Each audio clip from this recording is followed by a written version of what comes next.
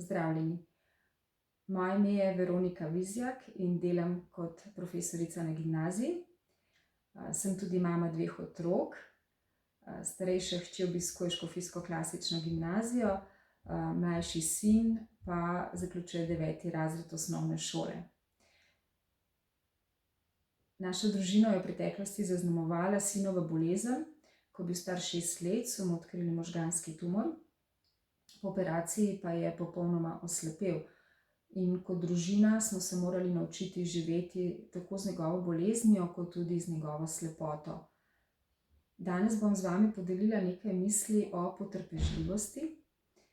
In prav te vrline se skozi omenjeno izkušnjo vsak dan znova učim. Težko bi rekli, da je svet, v katerem živimo, svet, ki spodbuja potrpežljivost. Prej nasprotno, vse moramo doseči takoj, raje pogodrnjamo, kot da bi malo počakali. Hitro se ujezimo, če stvari ne gredo po našem voznem redu, tako kot smo si zamislili. Pomislili bi, da je sodobni človek potrpežljivost potisnil nekam v staro šaro. Pa vendar, zakaj je potrpežljivost tudi za sodobnega človeka v vsakdanjem življenju nujno potrebna? Prav iz neučakanosti, iz nepotrpežljivosti se lahko rodijo nepremišljene reakcije. Če pomislimo na promet, lahko povzročimo prometno nesrečo, če smo neučakani, nepotrpežljivi za volanom. Ko sprejemamo pomembne odločitve, če so te prenagle, nepremišljene, nepotrpežljive, lahko skrenemo na napačno pot.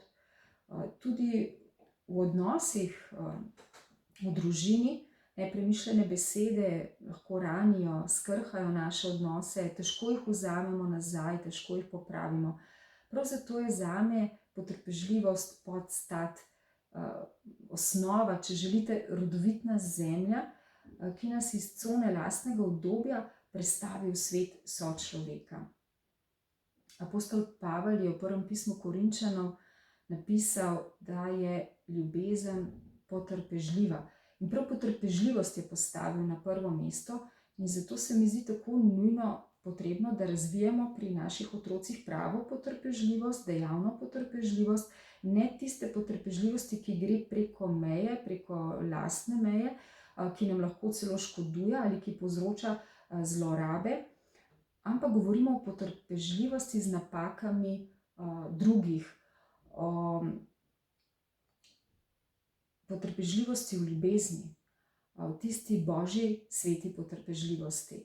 Zelo lepo to opiše v stavku v komentarju prvega pisma, Pavlovega pisma Korinčanom, novi celjski škof Maksimilijan Matjaž, ki pravi, da prava potrpežljivost, ki jo je pokazal Jezus v trpljenju, ni vprašanje zunanjega videza, ampak srca. Ker prihaja iz srca, lahko nagovori in umiri srce. Tukaj ni bližnjic, ni stranpoti, ni sekanja ovinkov. Vsaka prehitra reakcija nas vrže na izhodiščno točko, ko moramo ozavestiti, razmisliti ponovno naša dejanja, ozavestiti naše odzive. Kje vse pa lahko najdemo zglede potrpežljivosti?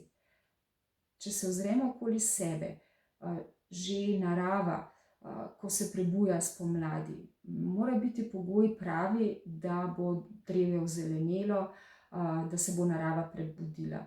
Skratka, potrebni so idealni pogoji, dovolj vlage, dovolj toplote, svetlobe. Še en čudež narave nam kaže na to, kako pomembna je potrpežljivost. 9 mesecev je potrebnih, da dozori otrok v materinem telesu, da se materino telo pripravi na rojstvo, da družina je sposobna sprejeti novega člana.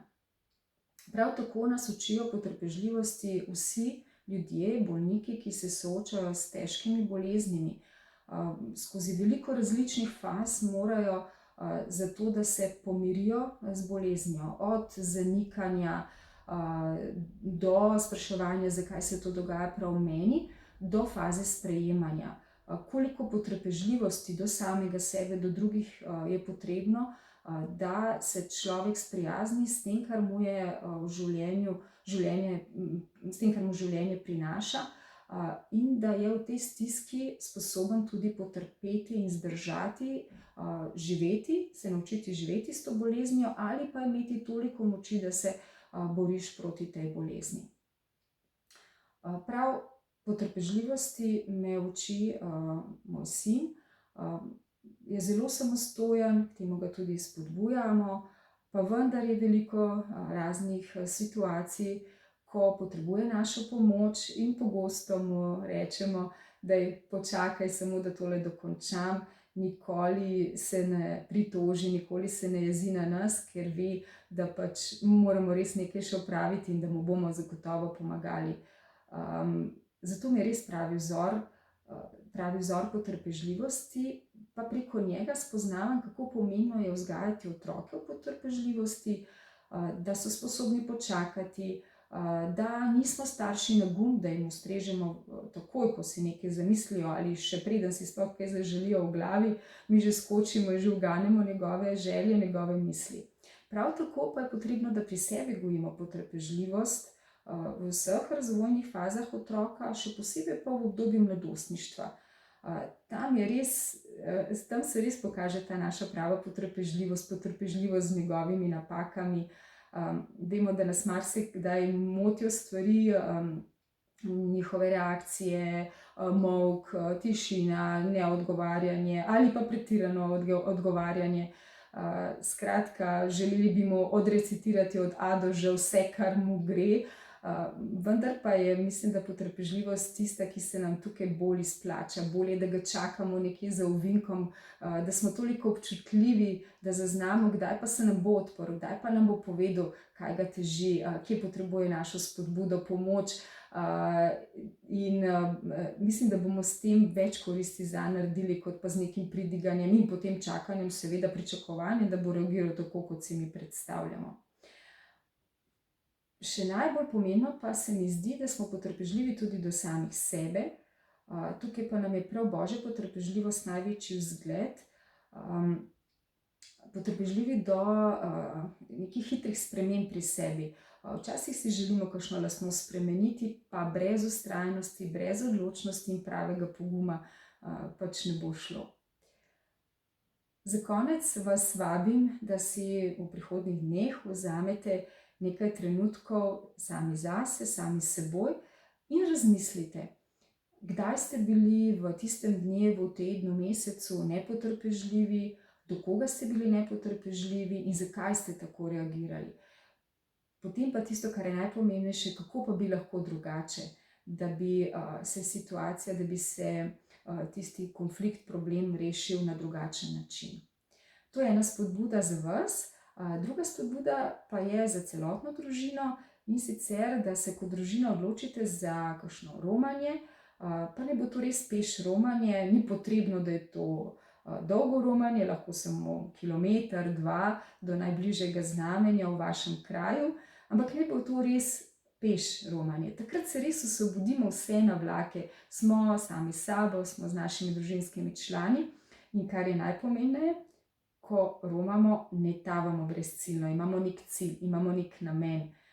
In zagotovo se bo v tistem romanju kakšna stvar rešila, za katero ste mislili, da morda pa res ni več upanja, da se spremeni. Želim vam vse dobro pri vzgoji vaših otrok, predvsem pa v vsakdanjih odnosih, tako v družini, kot med sodelavci in z ljudmi, ki jih srečujete na vaši življenjski poti, vam želim, da bi bili sposobni prav te dejavne, prave, Božje, svete potrpežljivosti.